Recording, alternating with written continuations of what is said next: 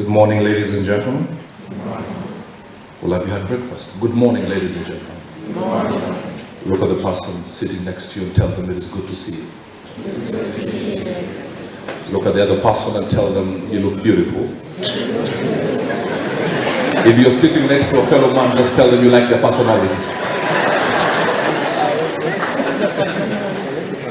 In this day and age, you cannot be saying those things to fellow men. Bwana Yesu asifiwe. You know, I'm still a pastor, so those religious connotations may decide to come up once in a while. But for the few minutes I have been given, and I will respect time, because the chief guest is here. At this time, allow me, of course, to acknowledge the chief guest, Dr. Patrick Njoroge, Honorable Dorito, Governor. Thank you very much. First daughter, my good friend Shalene. Good to see you. The Vice Chancellor. He speaks with so much grace, don't you agree? Nice and slow but punchy. My good brother, Mr. George of Optimum. All the organizers and all protocols observed. My name is Robert Burale. I do many things. I am the CEO of the RB company. I am the founder of the men's conference, Men of Valor, and the Naked Truth. I'm also the lead trainer at the Robert Burale School of Leadership. Ladies and gentlemen, you have all gathered here to get information. But what you do with the information that you will receive is what matters.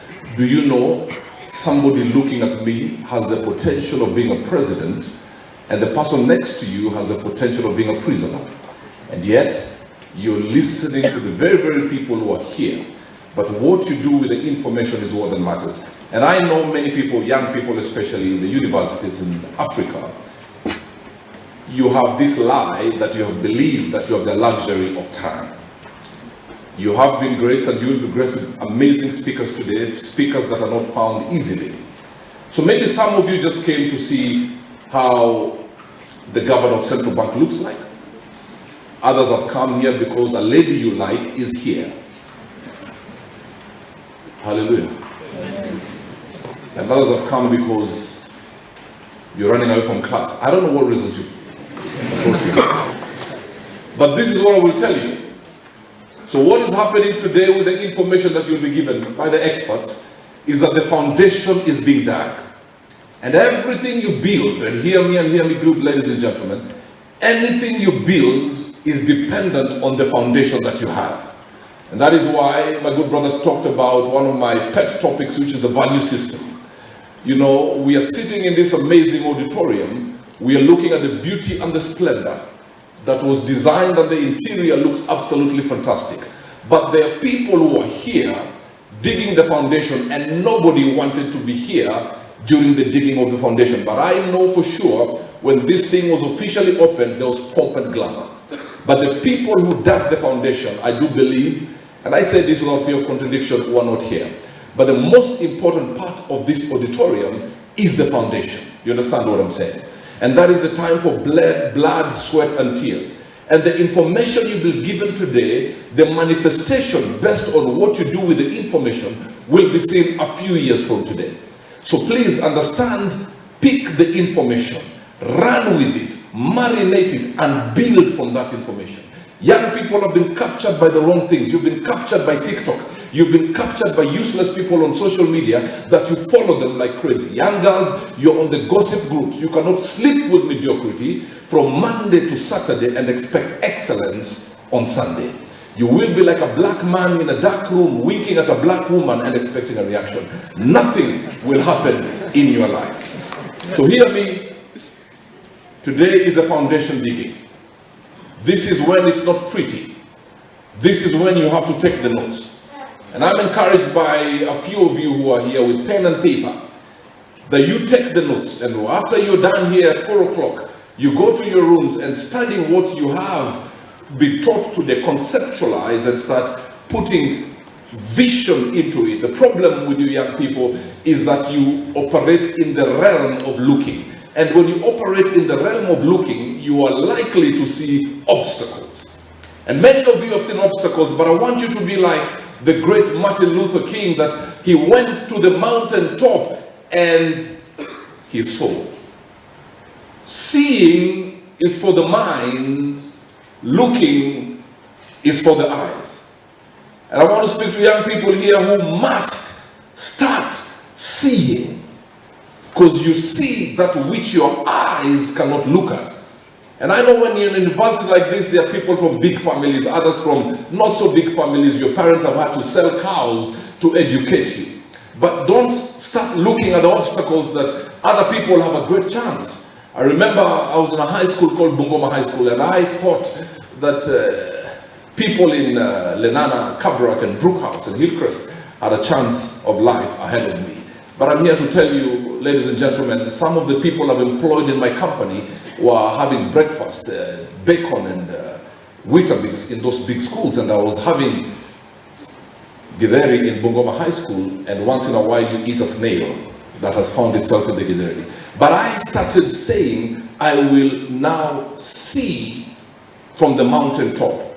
Now as I finish, why did Martin Luther King say, I have been to the mountaintop?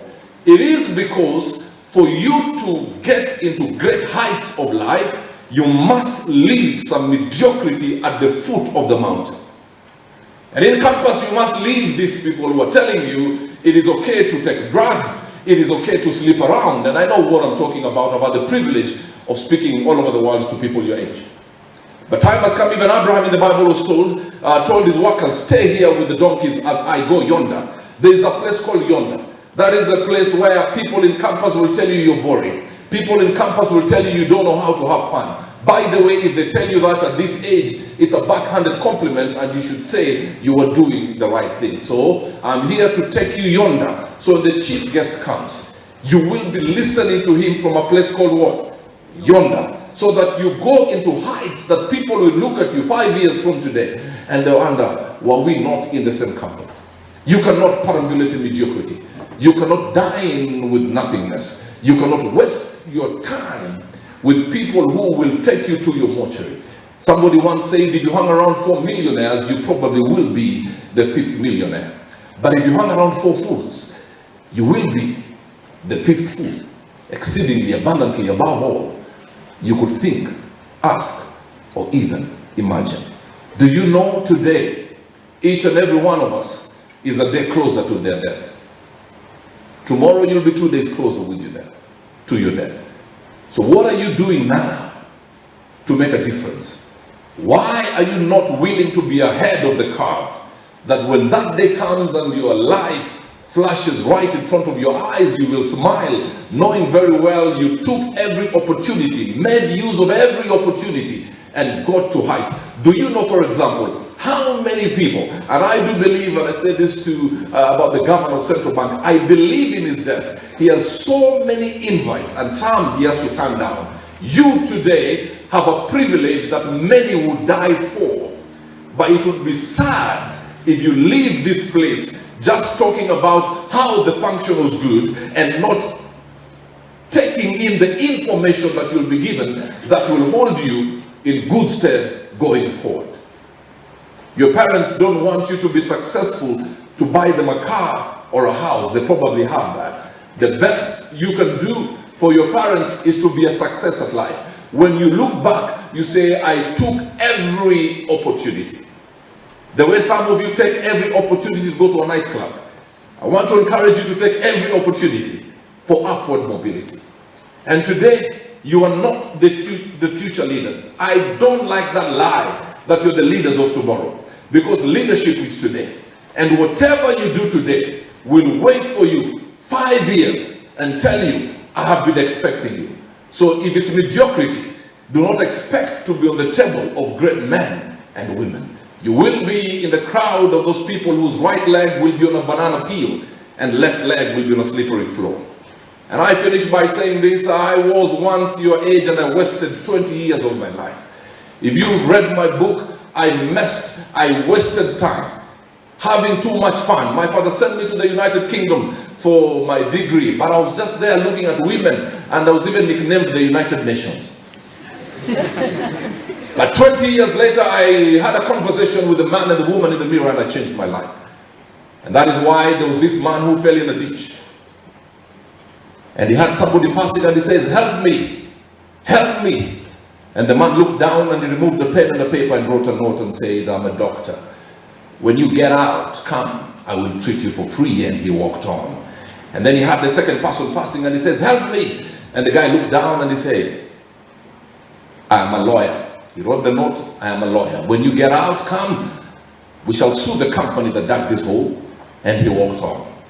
And this man in the ditch was getting tired. And he felt now he's going to die there in silence and nobody will know. And then he had somebody passing, and he surmounted every ounce of strength that he had, but he was fainting, and he says, "Help me." And this guy comes and looks down, and he looks up. The guy looks down again, and this guy looks up, but he had no more strength to shout, so the only thing he was shouting with his eyes. And they looked at each other, and his eyes were saying, "If you leave me here, I'll be dead." And this guy looked at him again, but he did not remove a pen and a paper. So they communicated with their eyes. He saw the desperation of this young man in the ditch. And what did he do? He jumped into the hole. And this guy said, "How foolish can you be? We are now stuck, the two of us." This guy says, "Don't worry. I have been in this hole before. I know the way out." Young people, every man and woman who will stand on this podium has been to places you have never been. We simply know the way out, either through academia, through some of the mistakes that we did.